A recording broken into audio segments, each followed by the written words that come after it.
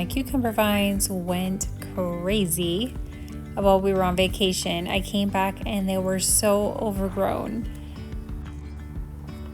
So of course I had to get to work trimming everything back, and what did I find but this ginormous Armenian cucumber that was hiding underneath all the vines.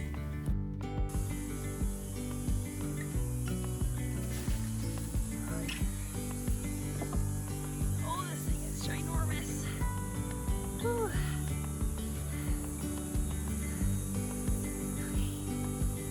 Oh, mackerel.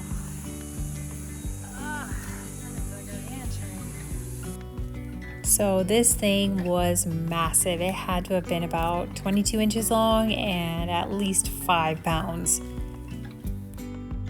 I don't think it's going to fit in my basket. We'll be giving this one to the chickens.